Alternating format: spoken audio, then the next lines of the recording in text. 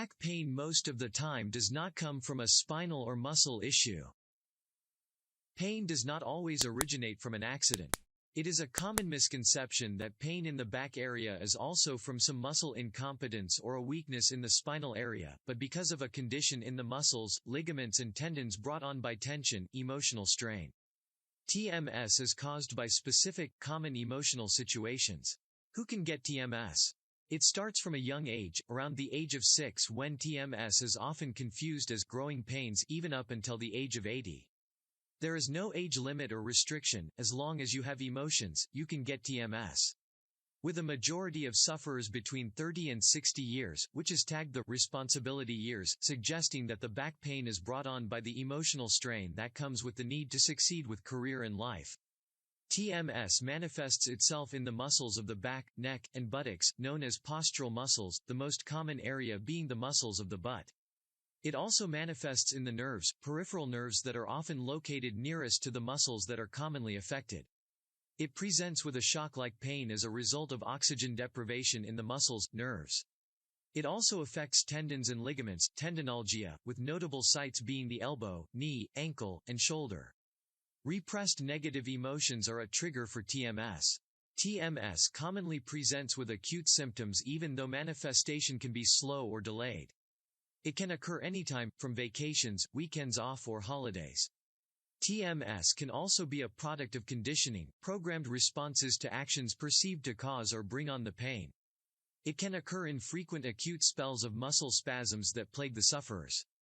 It is important to note that the pain isn't linked to any physical or structural incidents, but rather the brain's association with the incidents. To truly grasp the full scope of TMS, one must understand the psychological implications of the condition. To really understand TMS, we must look at the psychological portion of the condition. Most physicians are unaware of the emotional part, and as such, offer terribly misguided advice and treatment for back pain. Even though TMS is characterized by physical pain, the acute persistent discomfort is more emotional than physical. One of such emotions is tension, which refers to repressed, unacceptable feelings, and these feelings contribute greatly to the occurrence of TMS. Another emotion that plays a part in the occurrence of TMS is stress. Not to be confused with tension, stress is any number of factors that cause an individual considerable strain. This ranges from finance to just about anything that poses a psychological strain. Stress can be internal or external, with the latter comprising of factors such as your job, illness, family, responsibilities, bills and so on, while the former is much more complicated and involves complex emotions such as self-esteem, perfectionism, procrastination and so forth. An important part of the psychological aspect of TMS is the conscious mind, the part of the mind we are fully aware of and in control of. These include our willful character traits and behaviors we knowingly allow. One trait of someone who has or might have TMS is a contentious behavior, making one prone to discord, and the awareness of this behavior. Oftentimes the real culprit for all this is the unconscious or subconscious mind. Most of the traits we exhibit are a result of the deep, unsanctioned thoughts, feelings that are locked away. These feelings are undetectable by the conscious mind because they're trapped below where our conscious, aware mind can reach, but account for the character traits that drive our everyday life. For a person with TMS, a few standout traits are the need to overcompensate a shortcoming, low self-esteem, a strong drive for success and a fear of failure, anger and crippling anxiety, narcissistic outlook, and the need to repress feelings. It is important to note these because certain other illnesses present like TMS, such as pre-ulcer states, peptic ulcer, hiatus hernia, asthma, spastic colon, tension headache, dizziness and a host of others. These conditions might show signs of pain similar to TMS but won't come hand in hand with the psychological symptoms associated with TMS. It is good to note that the mind has a greater influence on the onset of TMS. Even though physicians prefer to blame it on physical incidents, the pain is usually associated with a deep-seated fear of an unrelated event. But as long as the mind associates the physical pain with the event, the occurrence will persist. As such, it is important to take a look at the physical side of TMS. We know what happens psychologically, but what really happens physiologically? Well, first, TMS starts in the brain where those nasty emotions are repressed. This is represented in a physical response via the autonomic nervous system. This is the part of the body responsible for involuntary responses, actions. Basically, it is responsible for how fast you breathe, how much blood the heart can pump, and how much oxygen goes where and when. So, when you are freaking out or frozen solid in fear or aching from TMS, you can thank your autonomic nervous system. Since TMS presents with physical symptoms, it is fair to assume that the autonomic nervous system is fully involved in the process. Its response to tension, stress, or repressed emotion is reduced the oxygenated blood flow, which leads to pain in the muscle and nerve system, which is the whole case with TMS. We can see now that although TMS is all in your head and is a product in the whole of the unconscious mind, it manifests in quite real physical pain with help from the autonomic nervous system. The conventional diagnoses and treatments for TMS are often very unhelpful. To treat a condition as delicately complex as TMS, you must first be willing to think psychologically. This means, when pain manifests, instead of thinking of the physical pain, consider the possible emotional triggers. But knowing what emotional triggers cause the pain doesn't necessarily make the pain go away, because the subconscious mind isn't quick to adjust, unlike the conscious mind. It takes time, but studies have shown that normal cases resolve themselves in 2 to 6 weeks. But it is important to note that it delays, and it is normal, but if patients keep count of the time the pain is supposed to go away, it might take too long. There are ways to make the healing process easier, which include talking to your brain, resuming physical activity, discontinue all physical, structural treatments, and review all daily reminders. Some patients find the whole talking to your brain part funny, but in truth, it is actually a very helpful method of managing the condition.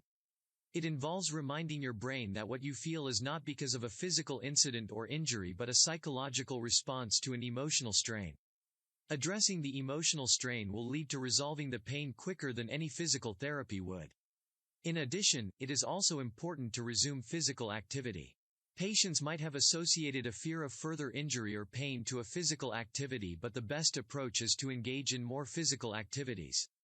One key treatment for TMS is physiotherapy, but not so much that it is rushed. The patient must first identify the activities they associate with pain and start with those, and slowly dissociate the pain from them. Whilst engaging in more physical activity as a form of therapy, it is important for patients to discontinue wholesome physiotherapy, as it only targets the physical aspect of the problem and will not fix the problem in the long run. Taking on the challenge of attempting the activities that before now caused pain is more of a psychological approach than physiological, as it targets the conditioning and not the physical effort itself. If after trying all of this and there is no improvement, it is advised to try group meetings. In any event of slow recovery in TMS treatment, it is usually because the patient either refused or is unable to muster the courage to accept the diagnosis. To create or generate said courage, he or she would have to sit in with other sufferers who also struggle with their own diagnosis, but are getting better. In this environment, there is a higher tendency for the patient to source courage and start on the road to recovery. Since TMS originates solely from the mind, there is great application for psychotherapy in treating the condition.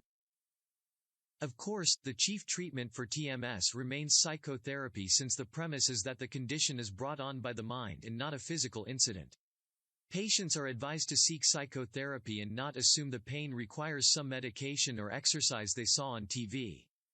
People with TMS usually have a strong history of bad emotions that they've kept bottled up. These emotions might be so nasty that they don't just ease up even with the best of therapists. The role of psychotherapy is to help the patient address and deal with these feelings and not run away or shun them. They must accept the events leading to the feelings are real and that it is in the past and can no longer hurt them. If they have lost a loved one and the pain haunts them, psychotherapy can help guide them away from the pain, slowly, patiently, but effectively. Research shows that only about 5% of patients will require psychotherapy, and this low number is responsible for why only a few seek psychotherapy when they feel stuck. There are a few structural conditions that have been diagnosed and/or mistaken for TMS. It is important to note that these are the conventional diagnoses for cases that actually might be TMS. A sharp pain in the lower back spine can be diagnosed as a herniated disc, even though by the age of 20, the part of the spine is no longer present to even be displaced. In rare cases, there is a condition that can actually cause real physical pain. That condition is spinal stenosis, but it only occurs in rare cases. It also is misdiagnosed when in fact it is TMS. There exists a plethora of structural conditions that cause pain in the muscles, nerves, tendons, and ligaments but are not caused by any physical problem in the body, but in fact, are just the mind ignoring TMS and seeing what it wants to see. In order to avoid costly and life-threatening procedures, the patient should first undergo a psychic evaluation to see if the pain is indeed physical and not emotional. Serious medical treatment should only be prescribed if the patient is cleared of any repressed emotions to avoid worsening the symptoms. There aren't any real treatments for TMS besides psychotherapy, but sometimes the patients are unable to accept that simple therapy can fix their apparent pain. In cases where these patients demand real treatment, you can offer them placebo medication. This includes certain pills or physical activities that offer no real medical backing, but it makes the patients feel better. This surprising effect is owed to the fact that with TMS, the problem is psychological and as such requires an approach that involves working the mind. Placebo medication does for the patient what a therapist wouldn't do, because they believe this pain they feel is physical, and as such a neck brace or workout session is why they're feeling better. Whatever works is great. Their mind accepts this as a solution, therefore, it is. Understanding the interaction between the mind and the body and TMS is everything you need for healing. As addressed in the previous chapters, the mind has a greater role in the body's health than we give it credit for, and it is important to fully discuss the interaction between the mind and the body and how it concerns TMS. The mind interacts with the cardiovascular system in a life-threatening way. The dangers of complications in the cardiovascular system include stroke and even death. But this isn't because of some physical incident. In fact, the mind is responsible, but how? The mind is host to the unconscious and conscious thoughts that form our behaviors and expectations. With information about the autonomic nervous system, it is known that an imbalance in the brain's chemistry can lead to irregular responses in the body. So, imagine a situation where one loses a job or work became too testy. The mind can cause the heart to starve the brain of oxygen and lead to a stroke. Another system the mind interacts directly with is the immune system. The immune system is responsible for protecting the body from a host of foreign dangers and even internal dangers too. The system was previously thought to be autonomous, but new research shows that the mind can influence its actions. There are cases where patients are simply in a lot of pain or fall sick because their minds had associated an event or encounter with the reaction.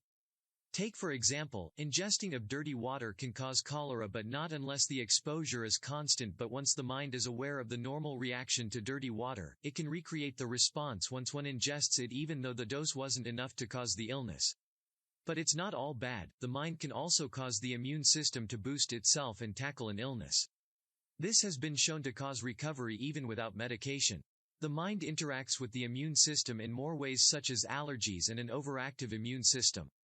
There are cases where one can exhibit allergic reactions to a certain medication, but not because of any real medical reason, but the physical reactions are very real. The case of an overactive immune system is noteworthy because it can lead to autoimmune diseases that are characterized by the immune system attacking the body. These kinds of diseases include lupus and rheumatoid arthritis. The mind and body connection exists in a lot of other systems and parts of the body. For one, the mind can be responsible for the unwanted breakout of acne or warts, and even a weak bowel unable to hold in spicy food or milk. The role of the mind in the body's reaction is greatly undermined, but it will be very beneficial if it is taken into consideration more instead. Conclusion. In today's world, there is always a case of pain either in the joints or back, and the culprit is usually some strenuous activity or an incident. But the truth is that these symptoms masquerading themselves as structural or physical conditions are actually a result of tension myositis syndrome (TMS). This is a manifestation of the mind repressing all the negative emotions we are uncomfortable confronting. Before you swear off all physical activity you tagged as pain triggers, you should seek the advice of a psychotherapist to identify the emotional background of your pain. If in fact your pain is legitimately a structural problem, then you should engage in physiotherapy.